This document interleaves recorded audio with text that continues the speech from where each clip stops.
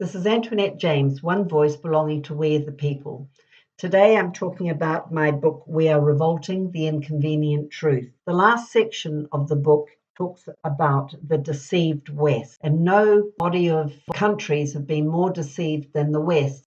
In 2017, United Nations published ID 2020 Alliance.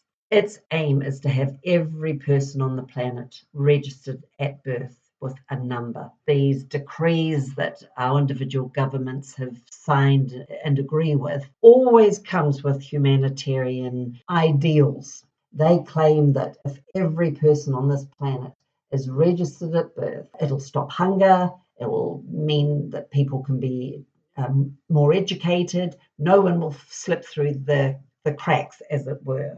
In the old days, going back a couple, 2-3 centuries, people were registered in their local church, and communities held on to who had been born and who were their parents. It was left with families and communities to really identify who they had and care for that. But slowly over the centuries, and particularly in the 1900s, the 20th century, into today, where we're centralizing all our control, communities are no longer able to look after themselves. And so therefore communities don't really know who's there. It's all done at central government. So that people aren't really understanding who their community is and who's in their community. But this alliance, 2020 Alliance, and this identification of rebirth is a control technique. It's so they know who is on this planet and they can use us as pawns in the game. They can decide people groups that need to be dispensed with, people groups that have a particular culture, that all this is going to be slowly stripped. So we as individuals will not be able to be assigned to a community, to a country with a particular culture. So first we've been stripped of our individual identity. We're in a situation where we really own nothing. We have a license to do everything. In New Zealand, and over the last few years, when we buy a car, we're no longer given the ownership papers for that car because by law we don't own it anymore. We just have been given the privilege to transport ourselves from A to B. We have our driver's license, which is the privilege to be able to journey, to be able to travel. In the West, we're overtaxed, we're overfeed. There's a fee for this and a fee for that. We're overfined. We travel too fast, or we haven't paid this on time. We are enslaved. And if we don't move quickly enough, instead of the whip, we're fined, we're taxed, we're feed. So we've lost control of our own lives. We don't have real money. We have fiat money. We're indebted. We have licenses. We have to have a license to get married. So we're kept control of.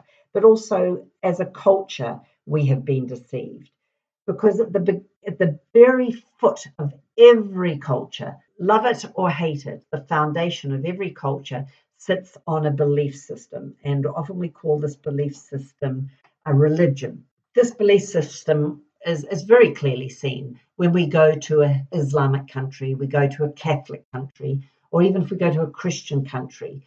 We can tell very quickly what kind of culture we are in. The West sits on a Protestant religion, and it's in the Protestant countries, particularly the UK and the US, that the freedoms of that religion is most profound. And it's this deception that is being hammered in the 21st century. Our freedoms are being shrunk because the 1% of the 1% know that the freedoms and the prosperity that come in a Protestant religion cause people to have ownership of their own lives, freedoms of expression, freedoms of religion.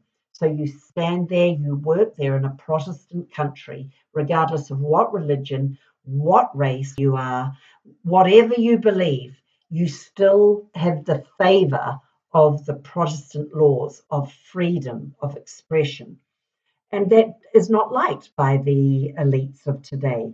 And this is something that was noted very quickly by the founding fathers of the US to secure that Protestant way of life, which is why today there's such deception on was the US actually founded on Protestant Christian foundations.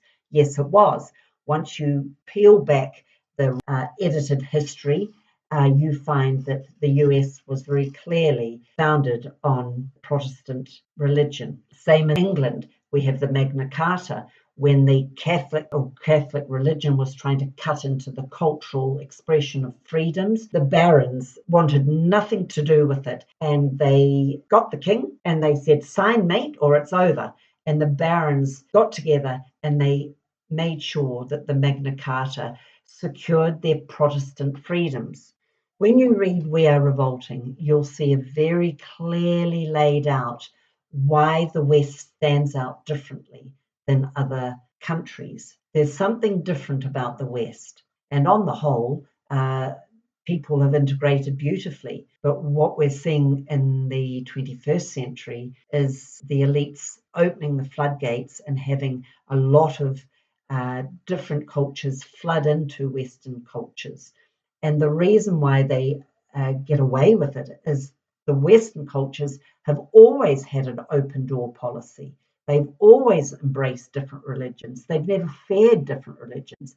Protestantism seems to be more relaxed, more tolerant, more forgiving, more able to accommodate many other peoples. The very thing the elite say Protestant cultures don't do. When Protestantism was left to itself, everyone prospered. And that was what the Frankfurt School, the people, the Marcuse and Adorno, when they first went to America, they realized that everyone prospered.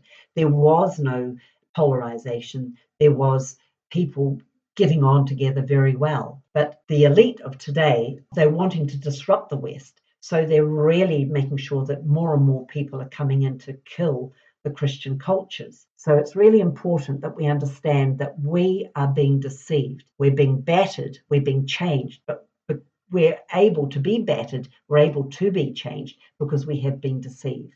And We Are Revolting looks at that deception very clearly. Why is Christianity the villain when it's done so much good? It brought an education for people. Christianity is the one that stands up for the unborn child. Christianity is as Dawkins said, is the bulwark against something much worse. So why is it being villainized? So how can you be proactive in this clawing back of our culture, clawing back of our right to remain free as an individual, right to remain free as a country?